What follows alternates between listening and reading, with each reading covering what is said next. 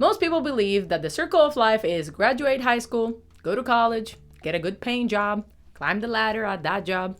Meanwhile, you get married, have kids, and then repeat the cycle. What's wrong with that? Well, there's nothing wrong with that, but what we miss in this scenario, which is the reason why I'm making this course, is that A, only 27% of people end up working in the field that is related to their degree. Yes, baby Groot. And B, the average cost of going to an in-state 4-year college is over $20,000 a year. I know. And that's without counting books, supplies, food, activities, all that good stuff. So you're looking at least $100,000 in college costs if you're looking to get a bachelor's degree.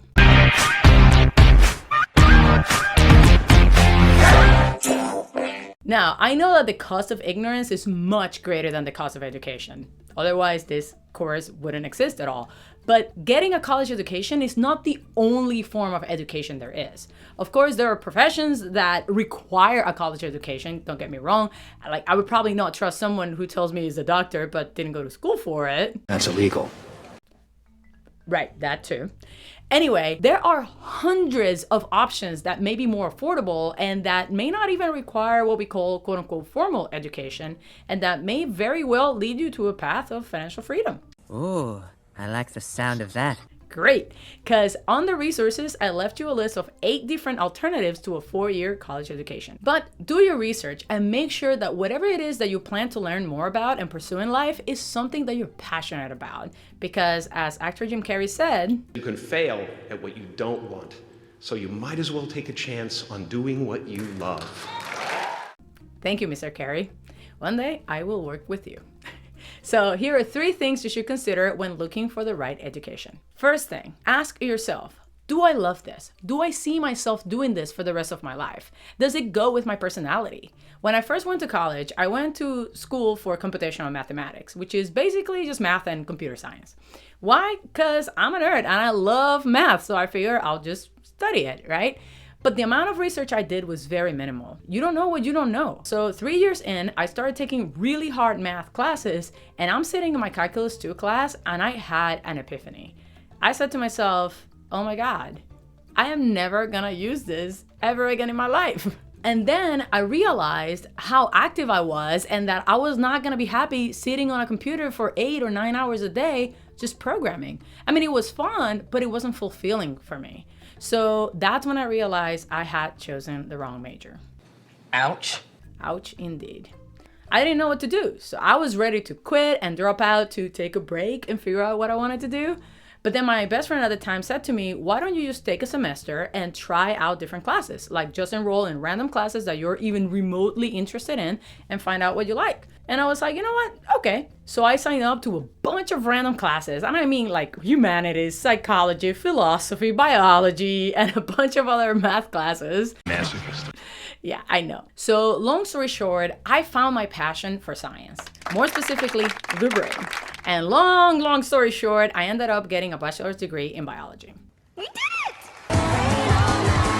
My point is, you gotta do your research. My way of doing research was literally just enrolling in a bunch of random classes I thought I had some interest in.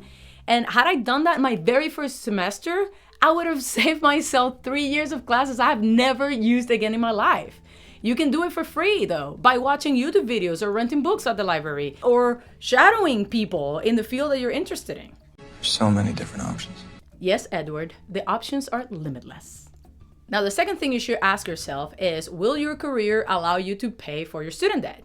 Or do you have enough money saved up to pay for your tuition? No matter what path you choose, education is probably not gonna be free. That much is true. You'll either have to enroll in some school, course, group, seminar, whatever, and it doesn't matter what it is, you will invest some money in your education. But will it be a good return on your investment?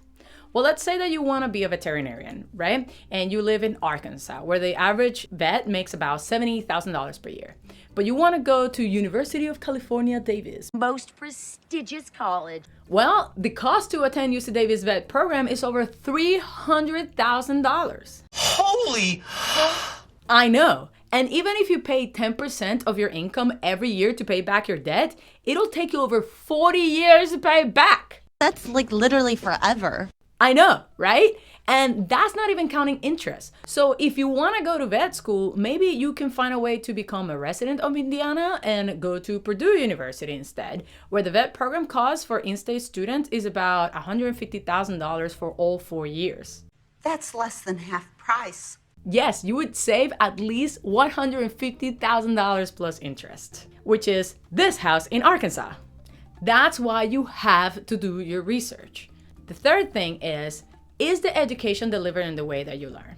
I know people who couldn't get an A if their life depended on it, but they can take apart a car and put it back together. So if you're that person, becoming a lawyer may not be the best option for you. Maybe you want to explore a trade school or a program that is very hands-on, like a construction manager or elevator repairer or a wind turbine technician. Sounds really cool. I know, that's what I said. As I always tell my students, do what works for you, always. Now in the next video, we will talk about the types of work that you can have even before you graduate high school. I'll see you there.